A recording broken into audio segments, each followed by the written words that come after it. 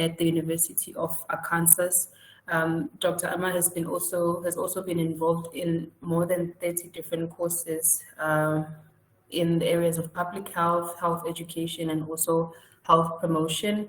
And today he is presenting on the role of generative AI in designing case studies. Dr. Amar, over to you.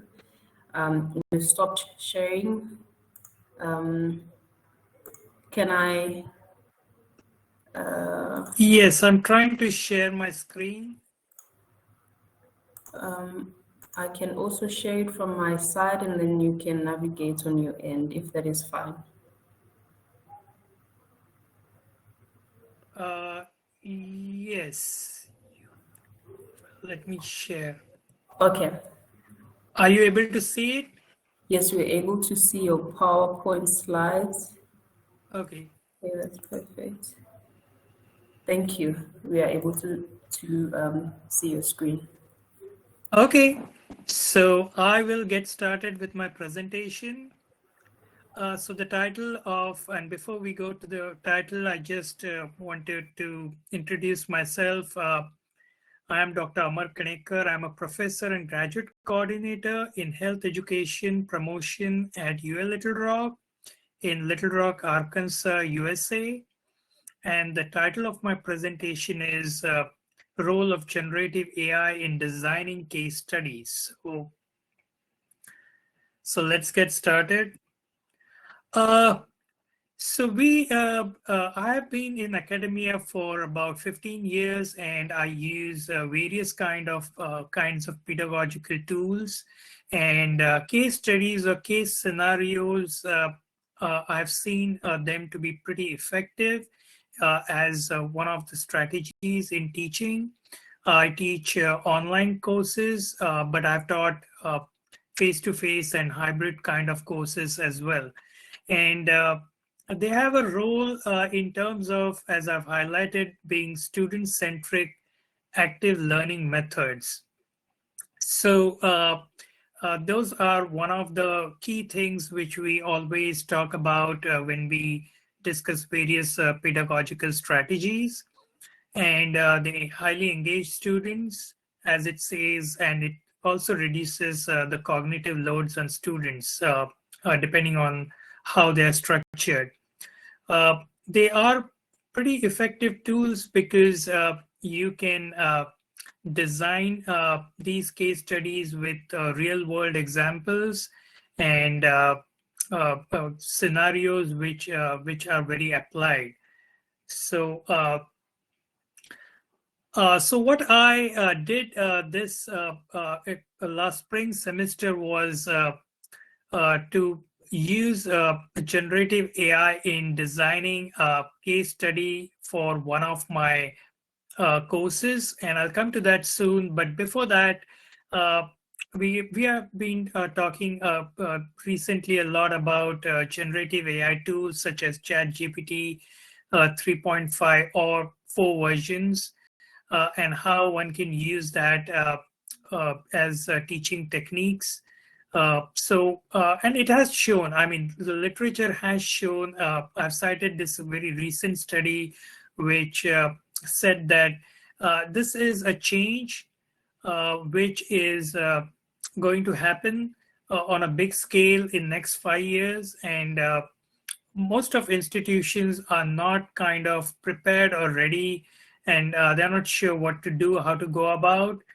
But there have been some attempts to use case studies with AI. It's still a new field. So there have been some debate kind of case studies or interactive case studies which have been used using artificial intelligence tool. So come to the course which I taught over this summer, which was a graduate level, fully online, asynchronous course. It was over a period of 8 weeks, and it was titled as Special Topics in Health. And by special topics in health, it dealt with a lot of different topics which could appeal to pretty much general audience, like climate change, COVID-19, gun violence, mental health, and so on. So it had all these different topics and a review of what's happening around the world related to these topics. Also, what was important here when I developed this course was I worked with an instructional designer at my university, and that person helped me with aligning my course objectives, content, and other details, which meets national quality standards. And then, along with that, I thought about having a wide kind of activities like group discussions, reflections, and case studies, as uh, we had been talking about, which I believe are really very useful. So what I'm going to do is I'm going to show you the process in brief, what I did when I developed these case studies, and I used various prompts for using or designing this case study. So one of the examples of that prompt is uh, writing case study which reflects of real life scenario and topic of COVID-19 prevention. So what I'm going to do is I'll open up the chat. Uh, I'm trying to open up chat GPT 3.5 and then kind of show you how it looks and how it looked for me. Okay, so here it is. I'm in chat GPT 3.5, and what I'm doing is I'm just trying to go back and copy paste what I had written here. So pretty much case study which reflects a scenario, and I enter that here in the chat GPT 3.5 tool. But along with that prompt, I also add additional things such as uh, limit it to less than 500 words and should include citations in text. And this is something which I learned as I went on doing in the correct APA 7th edition format. So I've included all my prompts, what I wanted, and then I click on enter. And this is what I wanted to show all of you, that when I enter, I get a case study about COVID-19 prevention in New Zealand. Dr. Amar, And yeah, uh, sorry to disturb you. I just wanted to find out if you are sharing your screen activity in ChatGPT. I We, think we see your presentation. oh, it's not being shared. Yes, we still see your PowerPoint. Okay, let me see if I'm able to share it. It's on my screen though, I can see it. Okay, let me see, let me try again. Did you share your presentation? When you shared your presentation, did you only share one window or your entire screen? One window. Oh, okay. So maybe if you can start sharing again and select entire screen, Okay, let me do that. then when you switch between tabs, we'll be able to follow you. Yeah, because I'm not able to share my application as of now. Are you able to share it, the entire screen? I can only share your file that you shared with us. Okay. Um, Well, let me try again. Yeah. yes. So you click the open collaborate. Oh, entire screen. Okay. Yeah. Okay. Are you able to see the entire screen now?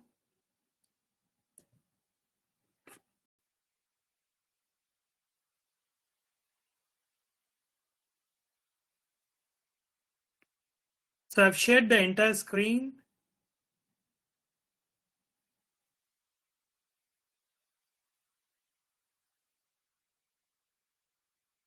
Hello? as well. Oh, okay. So I just got a message that they can see now. Okay, perfect. Thank Okay. you. So yeah, so I'm just trying to run this prompt, and if you are able to see the screen now in Chat GPT, you see pretty much it gives me a background, preventive measures, outcomes, conclusions, and references. So that is interesting. That's good. Now here, there was something interesting which I noticed because the references which you see the links to where they are from, and these seem to be authentic because if you click, they have a link to different journals and all, but that didn't happen when I used a prompt when I designed a case study, and I have that example as well. So you get a nice case study here, though you may have to check whether all those references are correct, or because ChatGPT hallucinates a lot. So you may want to go back and recheck that, but it gives you pretty much a good size case study depending on the kind of prompts which you enter. And then if you want uh, uh, I wanted additional questions as well related to uh, this case study. So what I could do is I just went in the chat and I said, uh, I need critical, okay, I need 6 critical thinking questions related to this case study. And if I click again, it gives me critical thinking questions. So if you are able to see this, it generates 6 critical thinking questions exactly as I wanted related to this particular case study. Now you may like those or you may not, depending on what you like, you can keep and you can modify those. But I thought this was pretty useful for the kind of course which I was teaching. So what I'll do is I'll go back to my slideshow. I just wanted to show you how these prompts work. And I've included a link also to one of my case studies, which I used actually in my course. So I'll just try to show you that. It's similar to the one which I showed you. Okay, so that this is also again related to the pandemic and the Thai economy, which I developed. It had a reference. There were case study critical thinking questions which I used uh, for the students, so they could answer questions based on this. And then it was a good effort because the students pretty much enjoyed with learning with these case studies. But as I said, there were challenges using this tool. It hallucinates a lot. You get false references, so I had to go back and recheck these references. The other challenges are an ethical kind of a concern, whether you would use AI uh, in your disclosure, or let the students know about that you have used AI tools to design your case studies, or have a AI use policy in your courses. And some broader concerns are if you want students to access some of the tools which are subscription or paid tools, then some may afford it and some may not. So that's one of the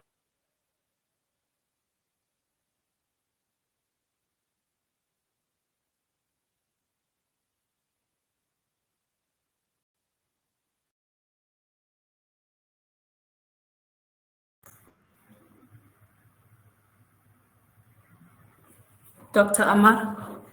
Are you still with us? Okay, so the presenters are reconnecting, but we are wrapping up now when you. As we go along.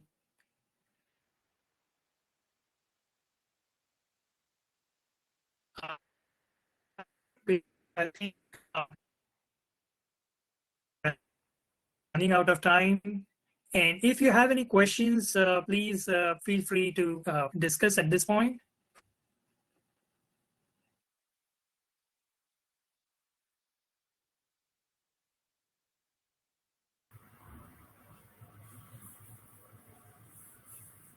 Yes, I've stopped sharing if because I thought we may be out of time.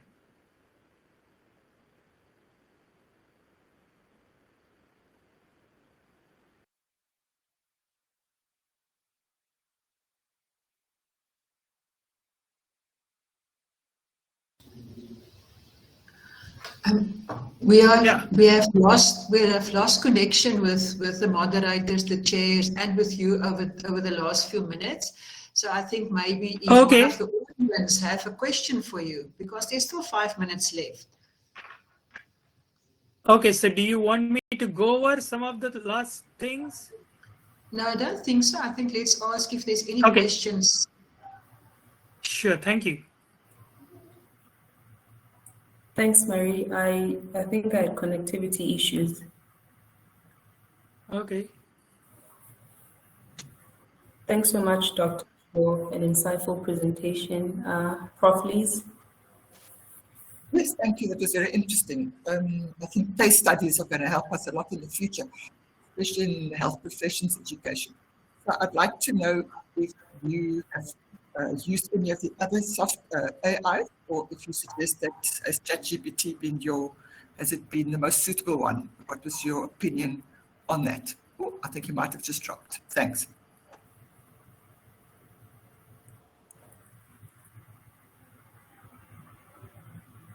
Okay. Are we connected now? Yes, you are. Yeah, because I couldn't hear anything. Sorry, my question was whether you suggest that ChatGPT, what did you find it the most useful AI to use to create case studies? Thank you. I'd just like your opinion on that. Yes, so I've used ChatGPT 3.5 so far, the free version, but ChatGPT 4 may be a better version. I've used also Claude, which is another AI. But what I've seen is it all depends on the kind of prompts you would enter, how specific you want to be, and you obviously want to go back and check all your references or whatever, because it hallucinates a lot. So sometimes you may get exactly what you want, but many times you may not. So you want to really make sure what you want, and then the kind of prompts you like. So you may want to re-enter your prompts few times before you get what you want.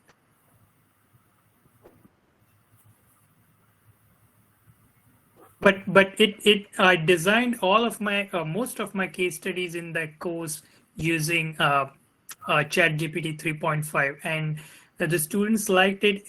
The only little concern was some of the questions which were developed using the ChatGPT 3.5 were a little similar, and then so that was the only concern which was seen.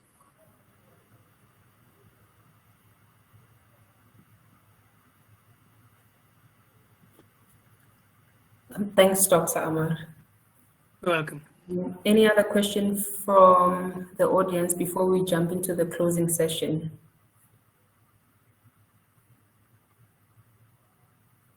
Okay. Thanks again, Doctor, for the insights that you've shared with us today, and to the audience, we appreciate you joining us.